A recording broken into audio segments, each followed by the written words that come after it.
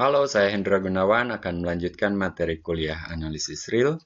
Dan dalam video ini, saya akan mulai membahas tentang fungsi kontinu. Diawali dengan fungsi kontinu, itu apa, dan kriteria barisan untuk kekontinuan fungsi. Baik, jadi melanjutkan konsep limit fungsi di suatu titik, sekarang kita akan membahas kekontinuan fungsi di suatu titik, dan kelak kekontinuan fungsi pada suatu himpunan. Berikut adalah definisi fungsi kontinu di suatu titik. Misal A himpunan bagian dari R, F fungsi dari A ke R, dan C anggota A. Kita katakan F kontinu di C apabila untuk setiap epsilon positif terdapat delta positif, sedemikian sehingga jika X anggota A dan nilai mutlak X min C lebih kecil daripada delta, maka nilai mutlak Fx minus Fc lebih kecil daripada epsilon. Ilustrasinya diberikan di sini.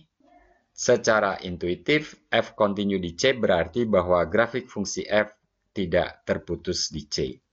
Walaupun dalam kenyataannya nanti tidak mudah menyimpulkan apakah grafik fungsi tertentu terputus atau tidak di suatu titik. Fungsi F dikatakan diskontinu di C apabila F tidak kontinu di C. Jadi kata diskontinu di sini hanya merupakan lawan kata dari kontinu. Tentu artinya adalah negasi dari kalimat di atas ini. Jadi terdapat epsilon 0 positif, sedemikian sehingga untuk delta positif berapapun, implikasi ini salah. Jadi terdapat X anggota A dengan nilai mutlak X min C lebih kecil daripada delta, tetapi nilai mutlak Fx minus Fc lebih besar dari atau sama dengan epsilon 0. Catat bahwa dalam definisi di atas ini, kita tidak mempersyaratkan C sebagai titik klaster dari A. Yang kita minta justru di sini adalah C harus merupakan anggota A. Sementara dalam definisi limit, C diminta sebagai titik klaster A, tidak harus anggota A. Jadi ada sedikit perbedaan di situ. Sebagai konsekuensinya, jika C merupakan titik terisolasi dari A, maka F kontinu di C. Titik terisolasi adalah titik yang bukan merupakan titik klaster. Sebagai contoh, misal F adalah fungsi yang didefinisikan pada himpunan A ini, yang sama dengan himpunan bilangan seper N dengan N bilangan asli, maka fungsi ini kontinu pada setiap titik di A, karena setiap titik di A merupakan titik terisolasi. Jadi titik-titik anggota A di sini berjauhan satu dengan yang lainnya. Untuk bilangan asli N sembarang, kita bisa memilih delta sama dengan seper N minus seper N plus 1, sedemikian sehingga di sekitar seper N dengan radius delta tadi tidak terdapat anggota A yang lain kecuali seper N itu sendiri. Karena anggota A yang terdekat dari seper N adalah seper N plus 1. Dan delta tadi dipilih sama dengan 1 per N minus 1 per N plus 1. Oke, Anda mungkin perlu menggambar garis bilangan dan menerjemahkan apa yang saya katakan barusan. Tentu saja C dapat merupakan titik klaster A. Nah, dalam hal itu, F akan kontinu di C jika dan hanya jika limit Fx untuk X menuju C sama dengan Fc. Oke, berikut adalah kriteria barisan untuk kekontinuan. Fungsi F dari A ke R akan kontinu di C jika dan hanya jika untuk setiap barisan Xn di A dengan limit Xn untuk N menuju Ta hingga sama dengan C, berlaku limit Fxn untuk N menuju Ta hingga sama dengan Fc.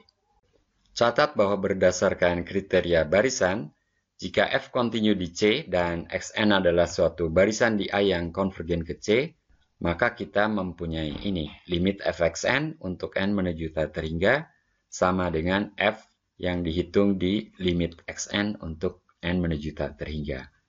Perhatikan di sini bahwa kita seolah bisa menarik F keluar ke depan limit, atau sebaliknya, limit masuk ke dalam tanda kurung di sini.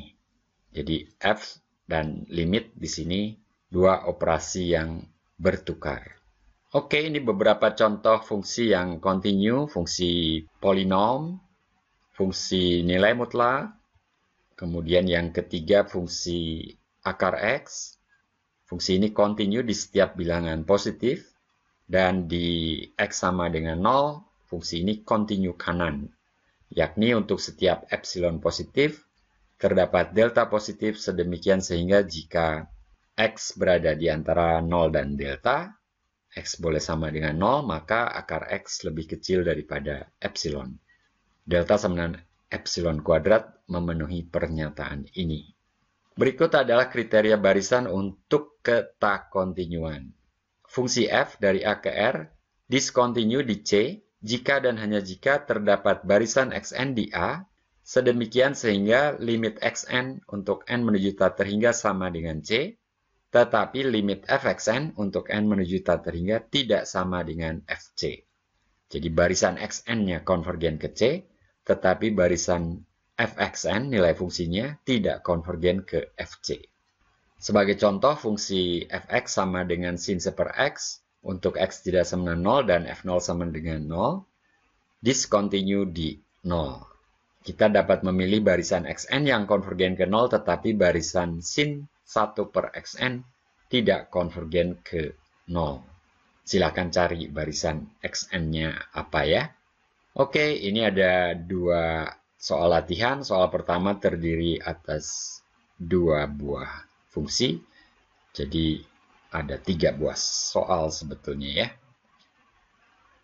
Silakan dibaca dan dijawab oleh Anda. Oke, sampai jumpa dalam video berikutnya.